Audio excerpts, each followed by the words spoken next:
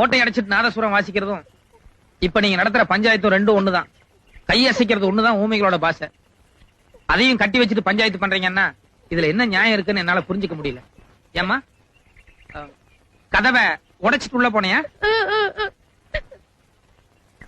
எதுக்கு? உள்ள போய் குழந்தைகிட்ட ஏதாவது திருநிய நகையா? பின்ன ஏன் உள்ள போன? குழந்தை அழுதுதா? ஏன்? அவங்க குழந்தை பசியில் அழுதுதா? சரி, நீ எதுக்கு உள்ள போன?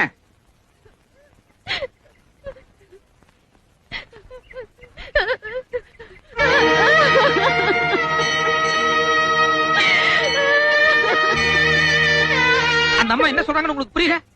உங்க குழந்தைகிட்ட நகை திருட அந்த அம்மா வந்தாங்க. இல்ல கோபால், நான் உள்ள நுழைறச்ச அந்த அம்மா என் குழந்தைக்கு பால் தான் கொடுத்துட்டு இருந்தா.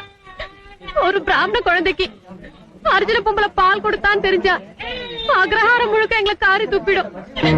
அத மறைக்கத்தான் நானும் எங்க ஆத்துக்காரர் அவ திருடின்னு போய் சொன்னோம். ஞான சம்பந்தர்னு ஒருத்தர் இருந்தாரு. அவரும் பிராமணன் தான். அவர் குழந்தை பிராயத்தில் அழுதப்போ உன்ன மாதிரியே தாழ்ந்த ஜாதியை சேர்ந்த ஈஸ்வரி வந்து பால் கொடுத்தா சொல்லுவாங்க. அது கூட இந்த மாதிரி பெரிய மனுஷன் சொல்லிதான் எனக்கு தெரியும். கதையா சொல்லும் போது பக்தி புண்ணியம்னு சொன்னாங்க. ஆனா அதே கண்ணு முன்னால் நடக்கும்போது தோஷம்னு சொல்லி தண்ணி தெளிக்கிறாங்க. பரவாயில்ல, அந்த குழந்தை ஞான சமுத்திரம் என்னமோ எனக்கு தெரியாது. ஆனா என் கண்ணுக்கு நீ ஈஸ்வரியத்தான் தெரியும். Download ShareChat.